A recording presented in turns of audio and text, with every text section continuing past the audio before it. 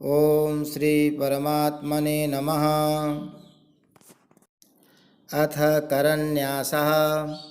ओम अस्य श्रीमद्भगवद्गीतामाला मंत्रस्य भगवान् वेदव्यास ऋषिः अनुष्टुप् छन्दः श्रीकृष्णः परमात्मा देवता अशोच्यानन्वशोचस्त्वं प्रज्ञावादांश्च भाससे इति बीजं सर्वधर्मान् परित्यज्य मामेकं शरणं व्रज इति शक्तिः। अहं त्वा सर्वपापेभ्यो मोक्षयिष्यामि मा शुच इति कीलकम्।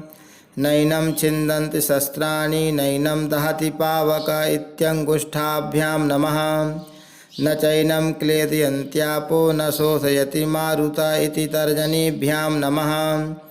अच्छेद्योऽयमदाह्योऽयमक्लेद्योऽशोष्य एव च इति मध्यमाभ्यां नमः। नित्यः सर्वगतः स्थाणुरचलोऽयं सनातन इत्यनामिकाभ्यां नमः। पश्य मे पार्थरूपाणि शतशोऽथसहस्रश इति कनिष्ठिकाभ्यां नमः। नानाविधानि दिव्यानि नानावर्णाकृतीनि च इति करतलकरपृष्ठाभ्यां नमः इति करन्यासः। अथ हृदयादिन्यासः। नैनं छिन्दन्ति शस्त्राणि नैनं दहति पावक इति हृदयाय नमः। न चैनं क्लेदयन्त्यापो न शोषयति मारुत इति शिरसे स्वाहा। अच्छेद्योऽयमदाह्योऽयमक्लेद्योऽशोष्य एव च इति शिखायै वषट्। नित्यः सर्वगतः स्थाणुरचलोऽयं सनातन इति कवचाय हुम्। पश्य मे पार्थरूपाणि शतशोऽथसहस्रश इति नेत्रत्रयाय वौषट्। नानाविधानि दिव्यानि नानावर्णाकृतीनि च इति अस्त्राय फट्। श्रीकृष्णप्रीत्यर्थे पाठे विनियोगः। ॐ पार्थाय प्रतिबोधितां भगवता नारायणेन स्वयं व्यासेन ग्रथितां पुराणमुनिना मध्ये महाभारतम्।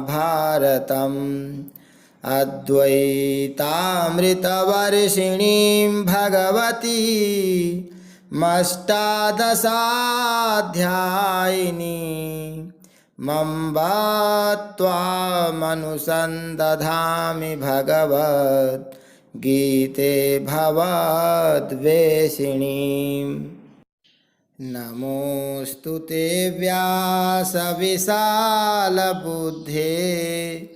फुल्लारविन्दायतपत्रनेत्र येन त्वया भारततैलपूर्णः प्रज्वालितो ज्ञानमयः प्रदीपः। प्रपन्नपारिजाताय स्तोत्रवेत्रैकपाणये ज्ञानमुद्राय कृष्णाय गीतामृतदुहे नमः। वसुदेवसुतं देवं कंसचाणूरमर्दनं देवकी परमानन्दं कृष्णं वन्दे जगद्गुरुं। भीष्मद्रोणतटा जयद्रथजला गान्धारनीलोत्पला शल्याग्राहवती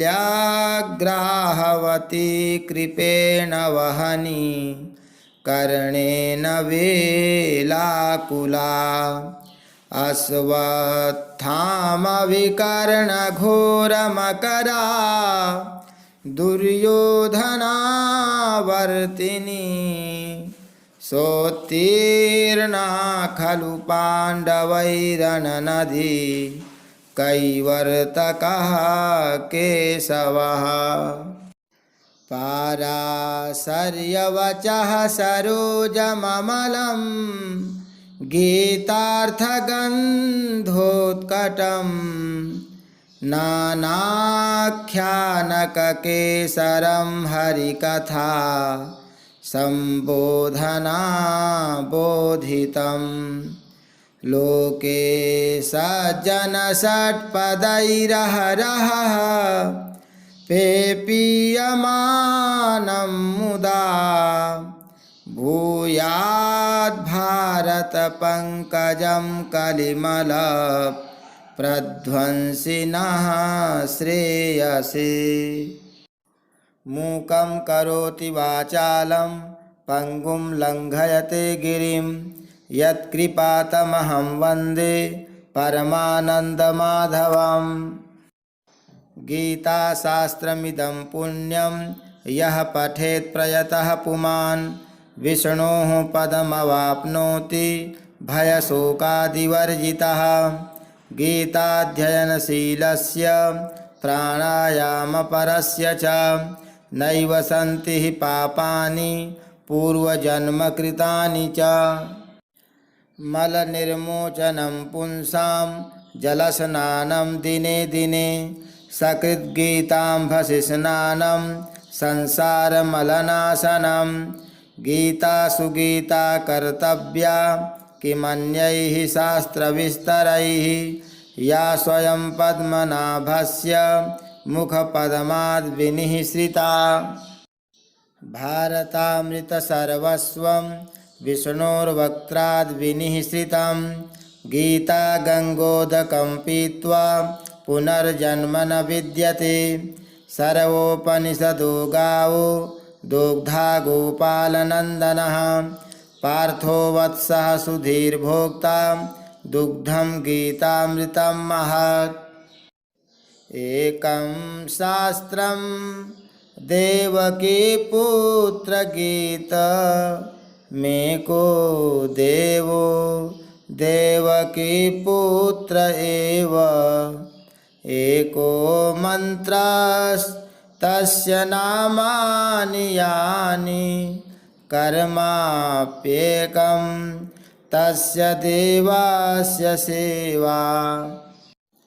शान्ताकारं भुजगशयनं पद्मनाभं सुरेशं विश्वाधारं गगनसदृशं मेघवर्णं शुभांगं।